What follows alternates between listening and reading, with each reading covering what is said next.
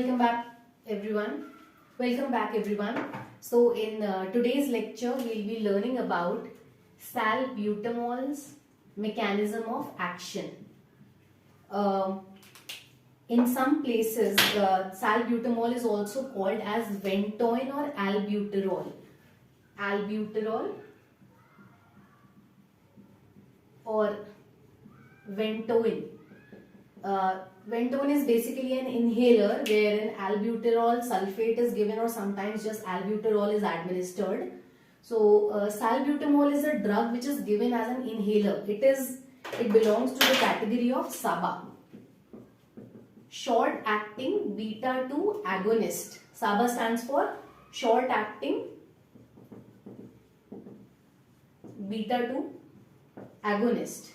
So basically salbutamol is a beta 2 agonist drug. It is a bronchodilator. It is short in action. The duration of action lasts for a shorter duration of time, and this is a mechanism of action of salbutamol. Right? So let's begin with that. Initially, what is the condition here when there is no drug available? That what happens in the body, that myosin light chain kinase enzyme, MLCK stands for myosin light chain kinase. Myosin light chain kinase is dominant. We also have phosphatase enzyme here. But since this enzyme is dominating, so this leads the conversion from myosin to myosin phosphatase. Basically, it is responsible for phosphorylation of myosin. So this phosphorylated myosin, it binds with actin to cause smooth muscle contraction. So this is the normal phenomena when there is no drug in action, there is no presence of any drug. And in usual case of an asthmatic patient, the smooth muscle contraction leads to narrowing of the passage, narrowing of the airway passage, which leads to difficulty in breathing, right? So to overcome that, there is a drug which is administered called as salbutamol. This is given as an inhaler. So when this drug, as it is a beta 2 receptor agonist, so whenever it is administered, it binds to the beta 2 receptor agonist present on the smooth muscles. Where on the smooth muscles? On the bronchial smooth muscles. So smooth muscles are present in many other areas of the body. Since this is given as an inhaler, its receptor site is bronchial smooth muscle. So the drug salbutamol, it binds to the beta 2 receptor. Here in the bronchial smooth muscles, the beta 2 receptor are in conjugation with a stimulatory G protein. So a stimulatory G protein is also attached. So as soon as the drug molecule binds to the beta 2 receptor, the alpha S subunit migrates and it activates the enzyme adenylyl cyclase. So now what happens? The adenylyl cyclase becomes activated, and this leads to the conversion from ATP to CAMP. So basically adenylate cyclase enzyme is responsible for the synthesis of CAMP. When there is a synthesis of CAMP, in that case, this causes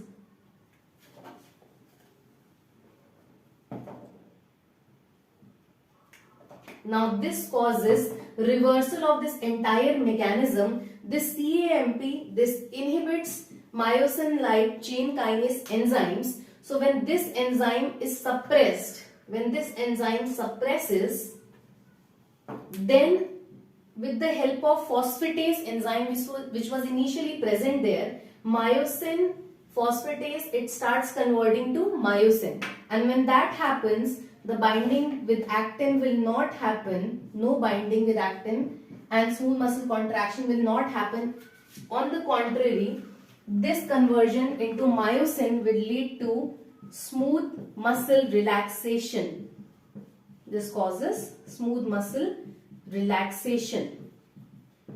So how is this CAMP responsible for inhibition of MLCK?